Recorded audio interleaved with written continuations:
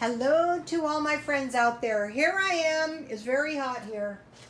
So I'm drinking icy cold tea, trying to counteract the heat. Mostly it's just making me pee a lot and I'm still hot. So, okay, the eBay business continues. I needed to find 4 items to get back to where I was because I gave 2 items away. I sold 1 item and there was another item. I forgot what I did with it, but I knew I needed 4. So today was dollar day at the thrift store and I thought, well, maybe I can find something.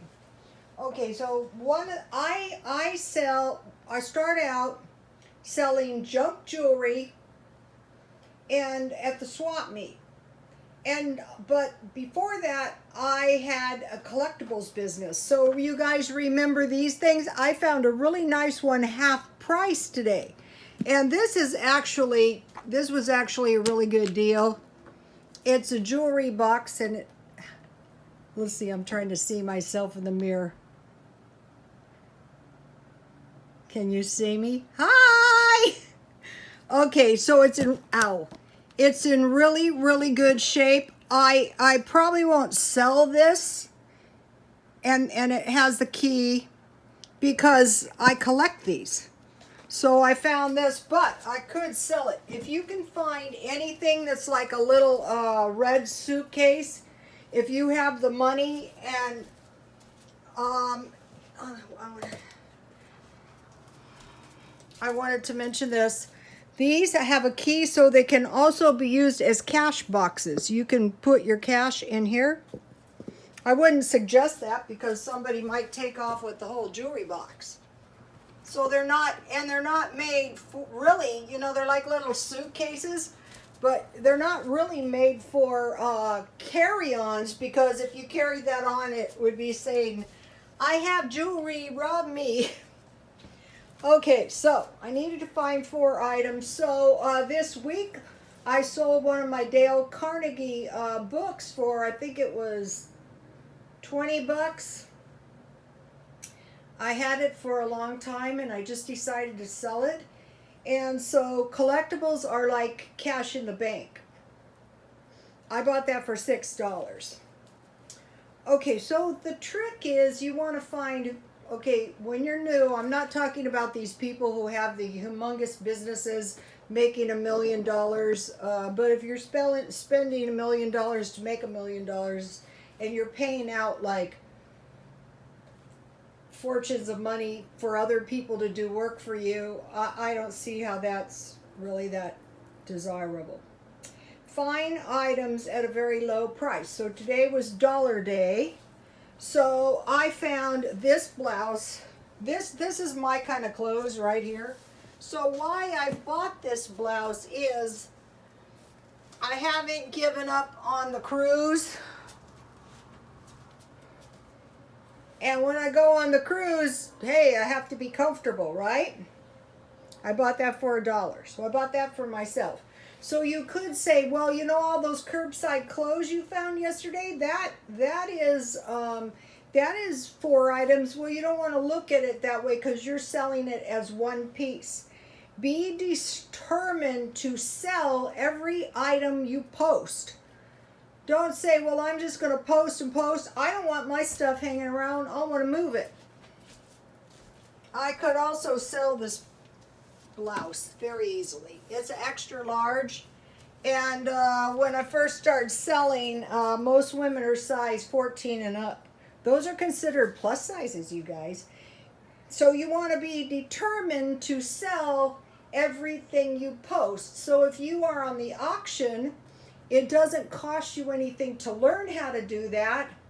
And you get 30 free items, so that's 1 item a day. And then they give you 50, so that's 1.5 items a day. And what you want to really do is double your money.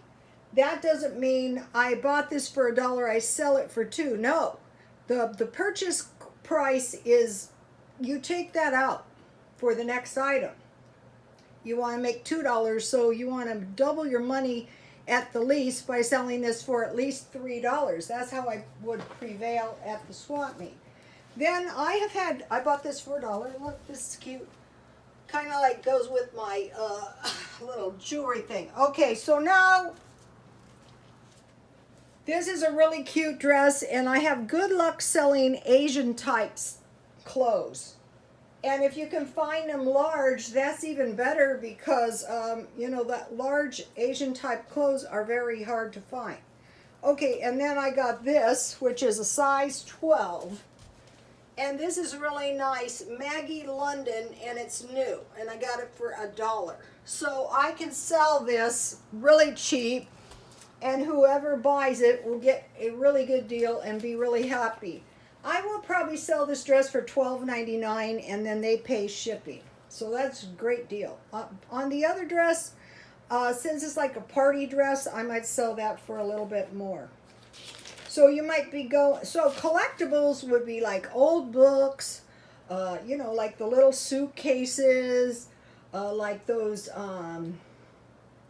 teacups, you know, that commemorate weddings. I don't know if Princess Beatrice has one. I think she was one of the prettiest brides in the family. Okay, so now why should I try to do this? Well, I don't know if you guys know this, but my dad was a history teacher. Yes. And so, you know, I was not really interested in history, but if you think about things in an historical way, it can help you. I was forced to take a lot of history, though.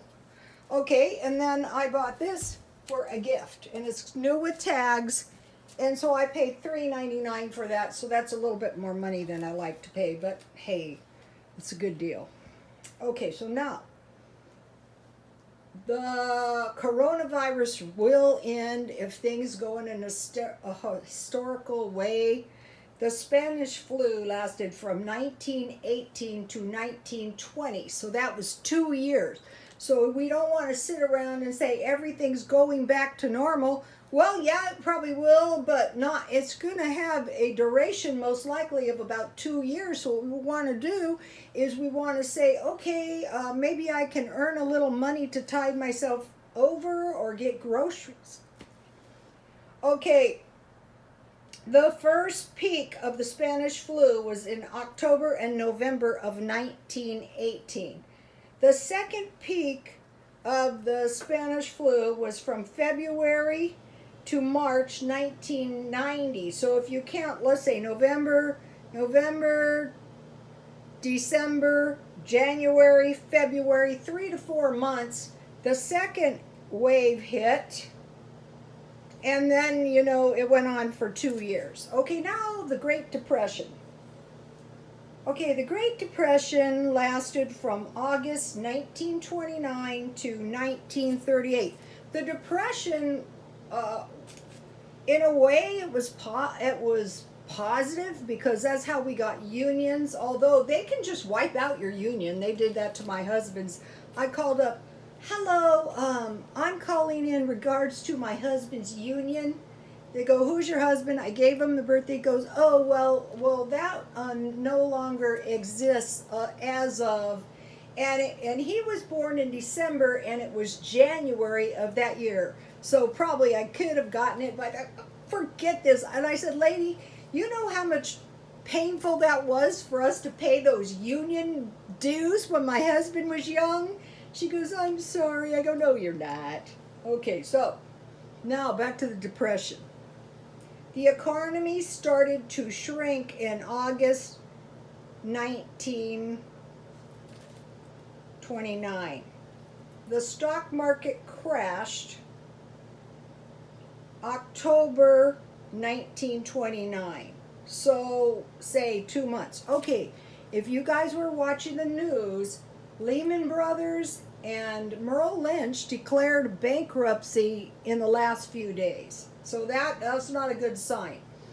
If the economy or if the stock market crashes, then we can expect that to usher in a depression.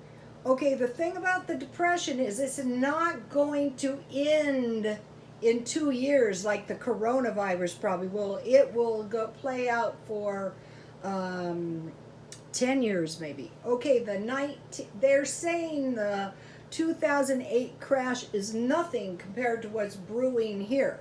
So we want to say to ourselves, okay, I don't want to go out in the heat today, but maybe it's in my best interest to do so. Also, keep your eye out for curbside junk and find a way to sell it. Bikes are in big demand now. Bicycles, clothes, anything you can find. Oh, and I came up with how I could pretty inexpensively wash the clothes that I posted yesterday. I could wash all the heavy duty clothes, and if you put the heavy stuff on the bottom and then on the lightweight and wash it in cold, I might soak them in water in the bathtub first so that I can just use a tiny bit of detergent and turn everything inside out, and then put the lightweight tops and stuff in a dry cleaning bag and throw it all in the dryer. So I would be able to wash everything for $2.75. Only if it seems like someone is going to purchase it. Last night I had another one of these contact me type things. Oh my gosh, they know they're not supposed to do that. So I want to encourage you guys to try to stockpile food. Try to get a little merchandise that you can even use for barter. It might, we might have a universal income, but it would still be possible to barter. So keep that in mind. You ought to have stuff to barter, though. Okay, you guys, please like, comment, and subscribe. And God bless you all.